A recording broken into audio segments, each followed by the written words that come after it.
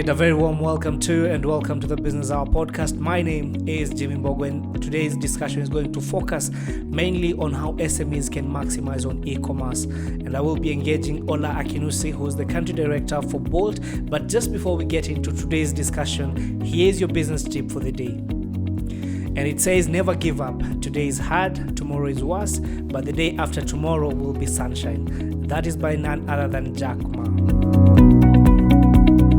And as promised, today we're going to engage Olaa Kinnusi, the country director, the country manager for Bolt. Olaa, thank you so much for taking the time and joining us this afternoon. Karibu sana.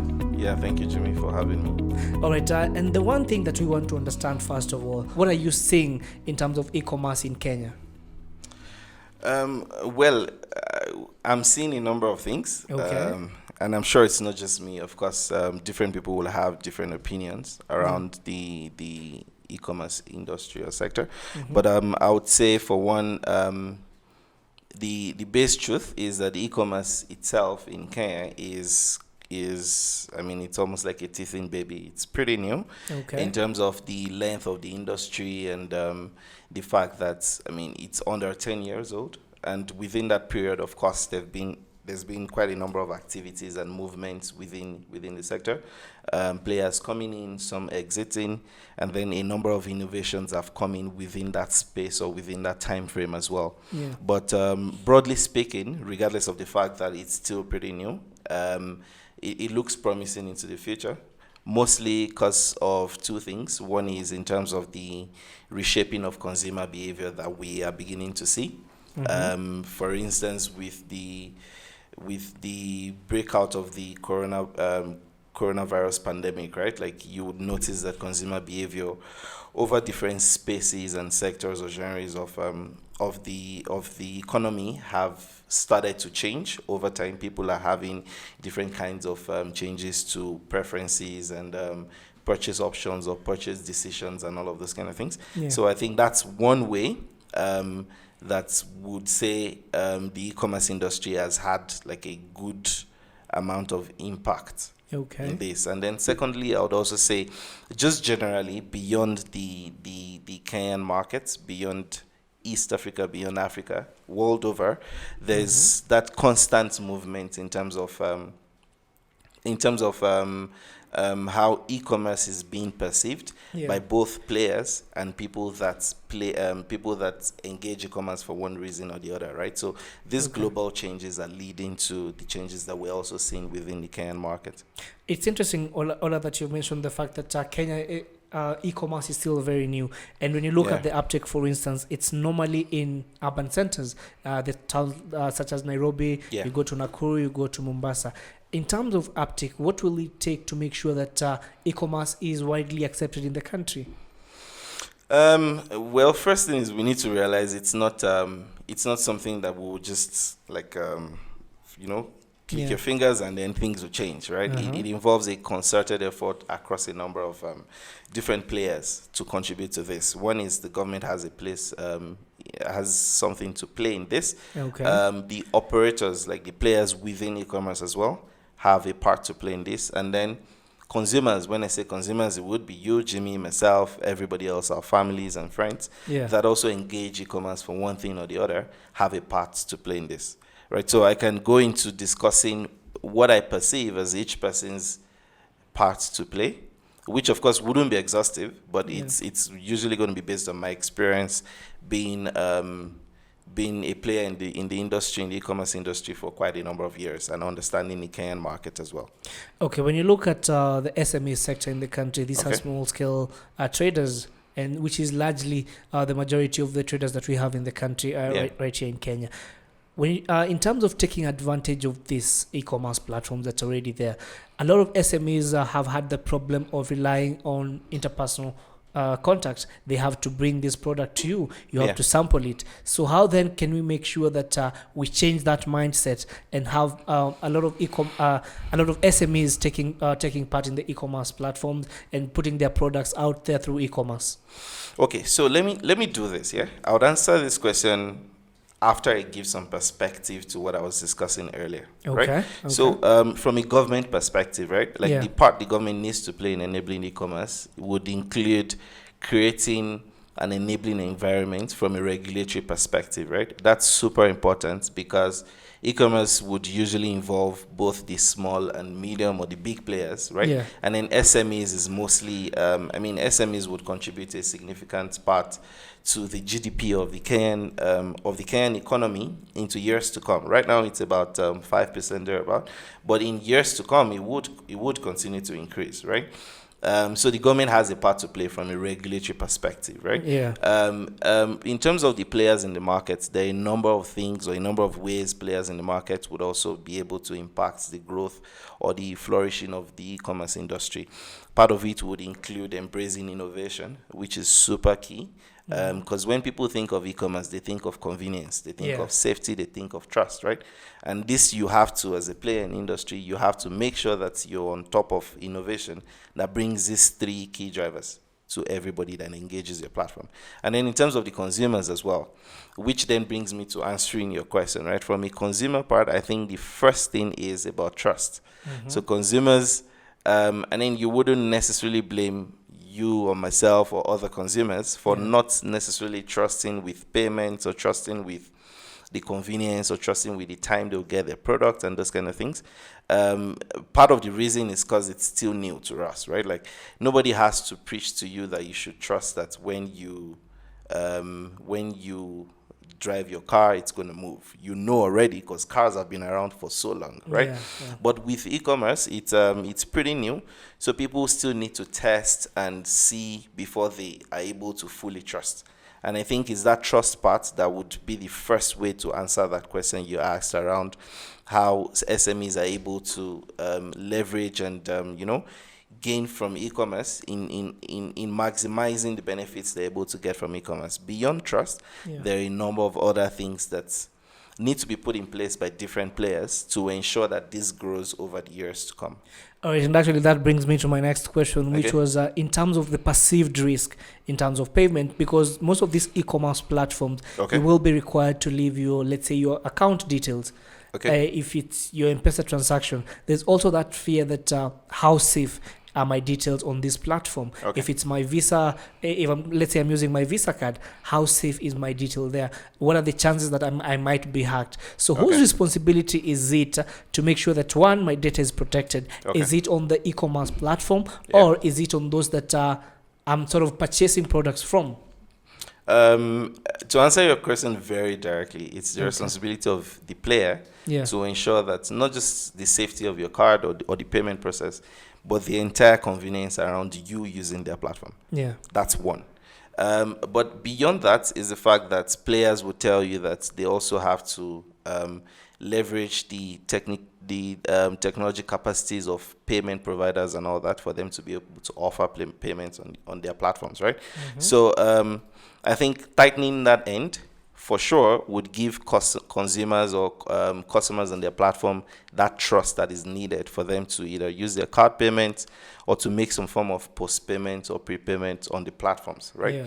That's one side from the players angle. Now, in terms of consumers as well, I think we also need to understand that we can only get that kind of convenience we want when we're able to leverage I'm really thinking of a word to use, but basically when we're able to leverage the how-to of these different platforms. So let me give you an example. You want to order something, you want to get a bowler hat, right? You have an option. You either go to a store and get it, or you get it on an e-commerce platform, right? Now the convenience is getting on an e-commerce platform. But then comes the part where they tell you you have to put your card. So it's for you to decide, do I want that convenience and impute my card details to make this transaction and gain from that convenience? Or I would rather pick shillings and go to a store to buy it, right? So that's the part consumers also need to play. Consumers need to be able to trust and, basically engage these platforms the way the platforms hope to be engaged, while ensuring that if there are any ways that you think you're not getting the value that you want, there are different ways you can recourse, right? So there's a number of e-commerce platforms would have options for you to return, options for you to complain, options for you to get customer support after service and all those kind of things. So those are the things that customers need to also be very aware of and be sure to use them or leverage them for this kind of instances. All right, Ola, let's talk about the last 4 or 5 months since the breakout of the coronavirus. Yeah. And we know that a lot of behavioral changes have had to happen. A lot of consumers are actually preferring to order things online as opposed to walking into a supermarket and getting them. Yeah. So from where you sit, who have been the biggest beneficiaries of this pandemic in terms of e-commerce platform players? It's an interesting question. Yeah. And it's tricky for anybody to assume people are beneficiaries, right? Because lives have been lost, right? So I think that's the first part we all need to acknowledge, that the world wasn't ready for this. Yeah. And it's unfortunate for people that have been impacted one way or the other, right? But beyond that, thinking or now discussing around the question you've asked, I think beneficiaries have mostly cut across the different segments of the economy, right? I think it's really not about who is the beneficiary but about the people that have been able to see opportunities out of this particular pandemic. Exactly. And also just sorry to interrupt, but also the fact that when you look at brands that are already well-known brands compared to SMEs, so who do you think has sort of been lucky in terms of taking advantage of this pandemic? So for sure, well-known brands, based on the fact that they likely would have more capital, they likely already have the technological capabilities as well, they would be faster and agile in leveraging the gains that came from the outbreak of the pandemic. But also from an SME perspective, I think there have been some pretty good gains as well from some SME sectors or just some SMEs that have decided to get innovative and, take the bulls by the horn in terms of ensuring that they are still able to remain relevant even while the pandemic is on. And that's about the innovation, which is what I said earlier, right? So it's mostly been about anybody and everybody, businesses, individuals, consumers, players, that have been able to get innovative during this period to see the need and be able to create solutions to meet that need. And that's where the economic value comes in. When there's a unison of the need and meeting that need, then value is created. But there's also a very good number in terms of consumers and customers that are still dependent on the let me go to a supermarket, let me get what I need from the supermarket. For sure. It's something I can actually sample. So, and this has been sort of a hindrance to so many SMEs taking their products online. How do we address this? How do we change this mindset?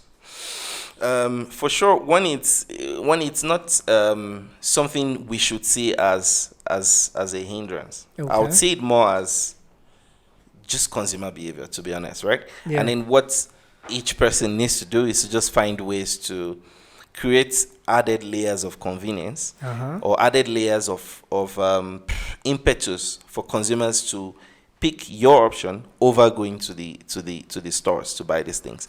So what would it benefit you? Let's use you as an example. For you to go to a store to buy something, you would say, oh, now I have the option to, if you want to buy a clothing material, I have the option to pick variety of choices before I settle on one to buy, right? And then when I want to buy, maybe I'm able to haggle, or maybe I'm able to tell them that, hey, by the way, if I do not like this after I try it on, I'll return it, right? So these different things that consumers do, or these different behaviors from consumers, is what each player or each SME or each operator within the e-commerce space as an SME should be looking at finding ways to solve on their platform or with their business operations. And in that way, over time, it's going to take a while, right? But we're getting there, right? Because the where we were 5 years ago when it comes to e-commerce in Africa and in Kenya is not where we are today. People have started to trust a bit more. Payment solutions and payment infrastructure are now a bit more ubiquitous. Like, people can decide to do different payment options and still get their stuffs done. The logistics space as well is getting a bit better. So these things would happen gradually. It's not going to take one day. Yeah, and exactly when you look at e-commerce platforms such as Jumia, they're actually a good example of how this market has grown over the last couple of years. Yeah. But let's move this conversation slightly ahead in terms of the business opportunities for businesses to do businesses with other businesses, what normally would be referred as B2B. Where are we at? So I think it's interesting to see that happen now, because I mean I would say in the past businesses would assume any other business is a competitor, right? Yes. But now everybody is beginning to see how they can leverage or like create partnerships and synergies to leverage on each other's strengths and weaknesses, and I think that's one thing. The first thing in answering your question would be that business owners, business decision makers, business leaders need to understand that for you to win, you need to embrace partnerships. You need to embrace synergies, right? Okay. Now, synergies would come from a place of you leveraging on the strength of other businesses to gain some strength in weaknesses that you have, right? Yeah. And vice versa. So I think this is something that I would say has started to happen, and then I would really hope to see a lot more of it. And I think the fundamentals is for everybody to see other players in the market as just other players, right? Not necessarily competitors, not necessarily competition, because everybody combined together, all SMEs in Kenya, all SMEs in Africa, they still haven't won the market. When I say they still haven't won the market, what I mean is there's still a lot of value out there that you can still get from the consumers, right? Okay. So it's either you're able to create strength on your own to gain that much more value, or you embrace partnerships and synergies to make it happen, right? Okay. So from that mindset, business leaders, business decision makers would begin to understand the importance of synergies. And then another thing is in terms of the operational excellence that you're able to get from B2B kinds of partnerships, right? So I'll give you an example. If you run a business where you have to, you basically sell something to consumers, right? Mm-hmm. Your core business is getting your stuffs, putting on your site and selling them.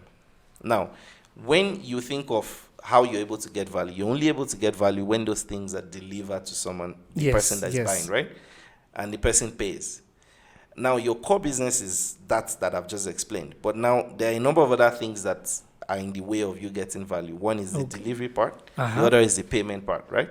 So how do you achieve getting the value that you hope to get from your business if you're not able to create partnerships or go into some form of synergy or some leveraging of other partners that have already succeeded in those areas that you haven't succeeded in, or that are not part of your core business, like payments, like logistics, like operational excellence, and the rest.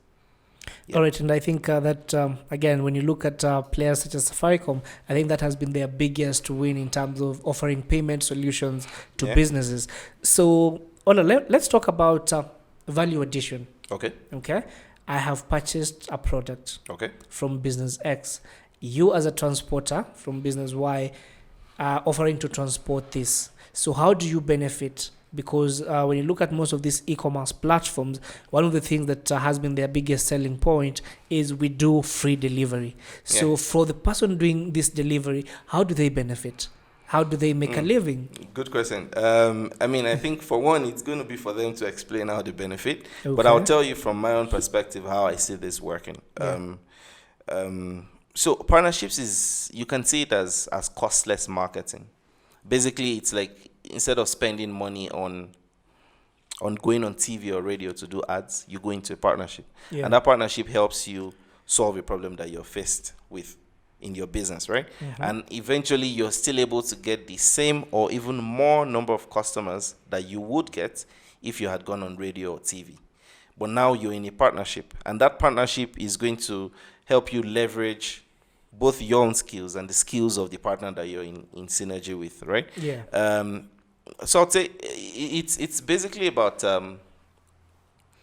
the players that go into a partnership understanding the strengths and the weaknesses that they have, and being able to ensure they are picking the right partner, being able to impute operational excellence in what they do, so that you're not having costs being burned in other ways, right? Because you don't want to offer free delivery which helps you get more customers, but you're burning costs from the other parts of the entire business, right? So operational excellence, partnerships, I mean, these are things that I think business to business leveraging should come from, should be the foundation of how businesses leverage their strengths and their weaknesses with other businesses. So from where you see it, in terms of those SMEs that are looking forward to joining these e-commerce platforms and just being able to offer their products on e-commerce, what would be your advice? Is it time to look for partnership before going in, or go in first, then look for partnership later? So to be honest, I wouldn't even bring partnership in as the first thing, since you're saying now about individuals that hope to go, SMEs that hope to go the e-commerce way, right? Yeah. I think the first thing is you need to try and identify the solution you're creating. That's super important, because people, I mean, your initial venture out, you might have your family or your friends buying from you. Yeah. But at some point, the growth of your business is when people that do not know you see the value you're offering, and then they come to patronize your e-commerce platform or your business solution, right? So you need to be able to find a solution to provide to the market. That's the first thing. A way to achieve that is to think niche, right? Like, so don't try to go into business to solve every and any problem, right? So you got to think niche to solve some specific problems that you're really good at. Now, beyond that, there are a number of other factors. Some are internal, some are external, that play a major role. Internet connectivity, smartphone penetration, the macro and microeconomics of the country. I mean, all of these things, logistics, operations, payments, infrastructure, all of these things also play a major role, right? So each individual just needs to be sure that they have all of this on lockdown. Not like it has to be perfect, but it needs to work enough for your business, for your SME, for you to consider going into e-commerce. And those things are like the foundation of your success or your failure, in my opinion. All right, because I'm thinking as an SME, my number one priority is how do I do business without necessarily burning out. If I go into e-commerce, for instance, someone buys my product from Nairobi and it has to be delivered somewhere in Mombasa. That has to be my cost. So how do I make sure that even if I'm charging a customer for this delivery, it's a reasonable amount?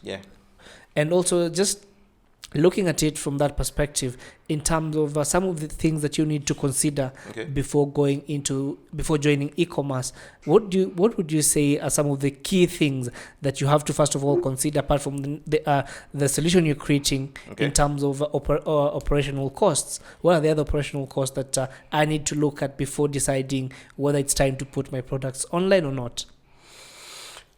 So I think first thing is having your products online, right? Is more of a benefit than a disadvantage, right? Because wherever you're not able to reach, your website or whatever platform you're using online can reach there, right? So that's one benefit. Another benefit is in terms of the ease of customers being able to access your products, right? Without them having to come to your store in cases where you have just maybe one store, like just 2 stores in Nairobi, and you want to sell to other counties. Right. So first thing is we all need to see that e-commerce it's a benefit. It's come to stay. We all need to embrace it. And beyond that, in directly answering your question, I think it's there are a number of inner workings, like the business operations of each SME needs to be able to I would say needs to be able to clearly fit e-commerce, right? I mean, there are a number of ways I can explain this, right? But I'm really not sure. You want to think of e-commerce. You want to leverage e-commerce for your business when you see that you already have the need to do it. So you don't. It's really not something that anybody should jump into just because everybody else is jumping into it, right? But if you see the need to grow and you think that you're not able to grow if you still have just one storefront where everybody's coming to and it's going to cost you a lot more for you to get 3 or 4 other shops, then, I mean, leverage e-commerce. And e-commerce is really not just about having your website. E-commerce is as basic as you're selling on WhatsApp, selling on other other social media platforms, right? Yeah. Including having your own websites, and you're able to run marketing ads, and a lot more people see your products and the rest. So I really think it's very much specific to each SME player and their business operations for them to determine when and how they should leverage e-commerce for their platforms. All right, let's come back home. Let's talk about Bolt for a minute. In terms of some of the solutions that you're currently offering to e-commerce players, what are some of these? So I think top of mind, I would say the Bolt business delivery solution is one that we see to have some huge benefits, not just for e-commerce players, but just basically across the space of SMEs, big corporates, medium corporates, and all of that, right? I would say just every corporate or any company, any business operations that requires a smarter and faster way of delivering their products, ideally would find use for the Bolt business delivery solution. All right. Yeah, because what we do is we basically created a simple, easy to use web application that allows you to order a courier. It comes to your store, picks up your product, and delivers it to wherever you want to deliver it to. And a number of things set this particular solution apart from existing solutions in the market, and also give us the confidence that we're meeting needs of actual businesses, and it's going to be needs that would be met into the future. All right, let's talk about first of all the availability of these solutions. Is it just available in Nairobi? Are you offering this outside Nairobi? Or what is the working arrangement? Yeah, so as a business, as a transport technology company, we're operational in over 17 cities and towns across Kenya, right? So whatever solution that we bring into the market, first thing is we try to think of what the market needs, and then when we bring in a solution, we could start by testing it out in one of our locations, right? But ideally, the big picture scenario is we would offer this across all the different towns and cities that we operate into the future. All right, so I want to put you on the spotlight for a minute in terms of advocating for e-commerce, and especially for SMEs. What, as an SME owner, for instance, what would be your main issue for going into e-commerce? What would be your main consideration, rather? So now, if you're asking me directly this question, it's just I want to grow. I want to grow. So that would be the main thing that you look at. Yeah, and then I think we've talked about it earlier when I said, it's about, you have a store. You know you have regularly 50 people that come to buy from you every month or every week. As a SME, right? But you want a lot more people to buy from you. That's the need for you to grow. How do you achieve that? Two ways. You either now set up other stores across Nairobi or across Kenya, or you leverage e-commerce. Now, leveraging e-commerce allows you to still stay in that one store, but you're able to get more customers from across the country, and that's growth. For me, it's about, I just want to grow. That's it. That's a very smart way of investing. So, Ola, as we wind up, there's also the fact that when you look at the e-commerce infrastructures in Kenya, are we there yet, or do we need to improve? And if we need to improve, what are some of the areas that we need to improve on? Are we there yet? No. Do we need to improve? Yes. Across Africa, same answer. Are we there yet? No. Do we need to improve? Yes.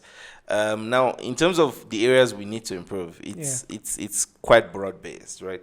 And as I said earlier, there are different units, different segments that need to play different roles. The government, the operators. So the government, from a regulatory perspective, you're able to achieve a lot in enabling e-commerce to grow. And then the way the government needs to think is to basically see the potentials of SMEs, potentials of e-commerce in contributing to the GDP of the country. Right? So if there's a need to grow the GDP, which I believe every African country, including the Kenyan government, have this need, right? Then they should, the thinking is around how to create the proper regulatory environment that would allow e-commerce and SMEs to grow and continue to provide more contributions to the GDP. Right, from the current 3% or 5% to 10 to 15 to 20 and all that, from a government perspective. In terms of the players, innovation is key, right? So it's super easy. You don't have to invent anything. So I'm not saying invention, innovation, which means there are a number of other locations across the world, especially in the West, that have been practicing e-commerce beyond or longer than we have in our Kenyan markets, right? So we just need to leverage what works for us, using the kinds of ideas and knowledge base and innovation that they have already used, but localized to the Kenyan market or the African market. And in terms of consumers as well, I mean, we just got to trust better. We got to trust that you use your card, it's going to work. You want returns, it's going to work. And if it doesn't work, make sure that before you engage e-commerce platforms as well, you find ways to seek recourse in case there are issues in these areas. I think I'm going to be a defender for the consumers and just say that will take a minute because of the fact that we've seen a lot of fraud happening. And so you understand why we are a bit skeptical. So lastly, Ola, for you as we wind up, as a customer, what do you go for? Convenience or cost? For me, convenience. For my wife, cost. I think that's a good place to end it. Thank you so much for taking the time to speak to us. And that's how we wrap up this episode of the Business Hour podcast. My name is Jimmy Mbogo, and remember, every hour is Business Hour.